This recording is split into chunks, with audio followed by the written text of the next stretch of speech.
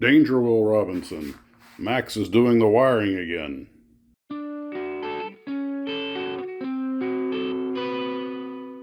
Well, hello, Glue Troopers. Max's Models here, and today I got back to try and cover up some of that surface area on the Bugatti.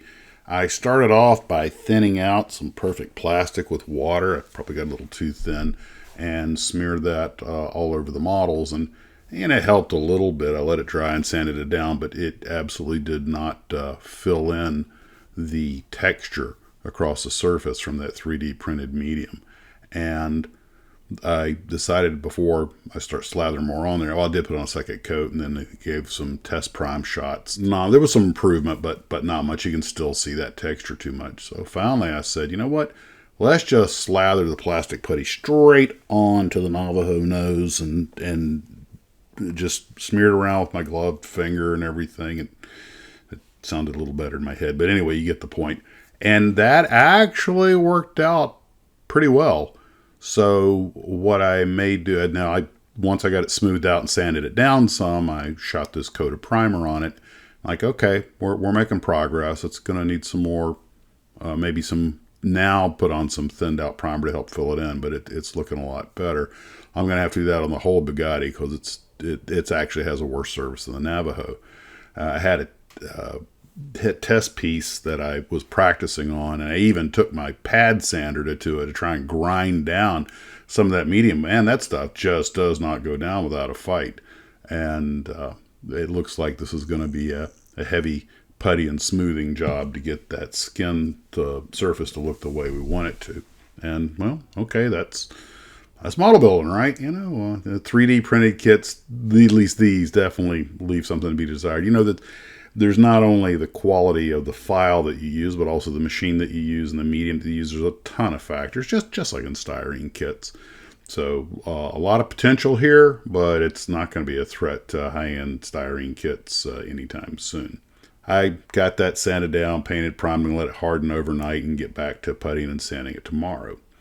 Now, I told everybody the next thing I was going to work on was the simulator, but I also wanted to start taking inventory on that big Jupiter II, because that's going to be a massive undertaking, but I do plan to actually build the simulator next. So I got the electronics instructions, and this is what you get. There's not a lot of text instruction like with the 10-old lighting kit.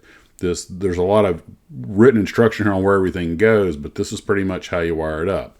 So I had to figure out what the front and back was. And this is basically 2 circuit boards in one, and it gives you 2 of them. So first thing I did was start, test fitting stuff. Found out that this circuit board is not actually set up for the size resistors that comes with it, so it's not going to have a real pretty look. But I also realized that this test board, you don't have to put them here. This is actually where everything gets wired together for control purposes. So I ran some tests, made sure I had the basic wiring right. Then I hooked up the on-off switch and made sure that I just didn't make sure I understood the logic of how everything worked. There's plenty of goodies in here. And by the way, this stuff's not cheap. Some of the receipts are in here, and some of this stuff was over $100 per kit. Another thing that came with the kit was a whole bunch of aftermarket decals and photo etch and an entire aftermarket set of landing gear legs that are hyper detailed. And there's 14 parts per landing gear leg / step on each one of these. So this is, and some of it's multimedia, some of it's resin, some of it's metal, some of it appears to be some sort of styrene. So I got a lot of work with all these resin parts, all these aftermarket parts and everything. And given that the glue trooper that sent this to me had invested hundreds of dollars in this stuff, I feel absolutely compelled to do the very best job I can. So this is going to be a long, slow build that I'll be doing with other projects. And you can look at all of the decals and everything and realize that, this is really something else. This person was genuinely committed to making a virtually screen-ready miniature, and I want to do the very best job that I can. So a lot of work ahead of me on this, and to be honest, I'm kind of looking forward to it. The instructions on these are very thorough. What you have to do is you have to read cover to cover each one, and then go back and reread it. and take it all in steps and phases. This is absolutely not a hurry up kit. This is a long, slow kit. Now, one thing that I found particularly cool, he also got these large painting masks, and that's what these are. The guy who made these things even said, you know, one of my hardest things to do is to draw a straight line, and the next hardest thing is to make a round circle, which I completely agree with. So he came up with these masks. So this should facilitate putting a nice high detailed paint job on the interior.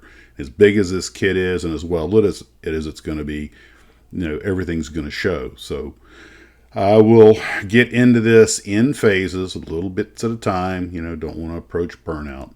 But there's at least 3 sets of photo etch and decals just by themselves, and actually another set of decals on top of that. So I will talk about each one of them as we go, but I will finish the simulator before I get into this. And I'm hoping that this Jupiter 2 can kind of be a centerpiece model. I'm not sure where I'll put it. It's bigger than the one I have on the shelf, and that barely fits, so we'll see.